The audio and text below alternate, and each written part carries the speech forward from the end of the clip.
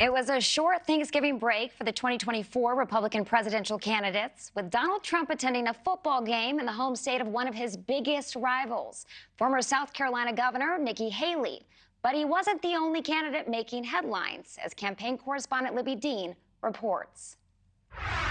Kelsey, while Iowa is the first national caucuses for Republicans this election cycle, South Carolina is the first primary state in the South.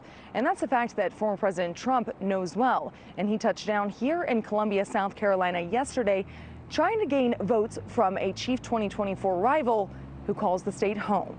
Former President Trump in South Carolina Saturday, stopping by the annual Palmetto Bowl between Clemson and the University of South Carolina. The former president greeted mostly by cheers, but also a few jeers from the crowd.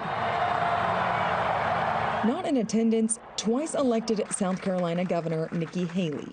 You know, we stand on the shoulders of giants when we think about how blessed we are in this country. The Clemson alumna has risen in the polls in her home state, now trailing the former president and forcing him to go on offense in her backyard. A battle that will likely come down to the wire for South Carolina voters. Nikki Haley's great, but I think she would be great running with Trump. You know, they'll both on the same ticket, but it's Trump's time. I like Nikki Haley. She seems like a strong individual and a very important figure that somebody new and fresh has put in the office. So. Haley's rise in the polls making her a target for 2024 opponents. As a leader, I'll always conduct myself in a way that you can be proud of. Her ascent putting rivals like Governor DeSantis on offense. And Nikki Haley, she's catered more to some of the more liberal, moderate elements of the party.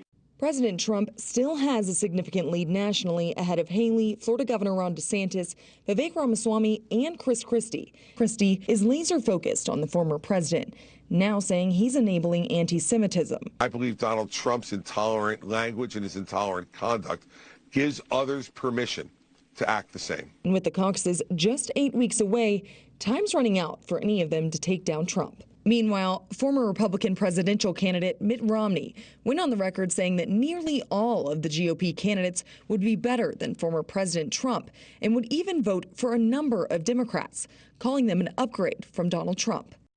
And the former president continues to elevate those disagreements between Haley and DeSantis, even highlighting their war of words to donors. And we can expect to see more of this battle continue to play out in the fourth Republican debate, which you can watch right here on NewsNation. Kelsey. Libbey Dean, thank you for that report.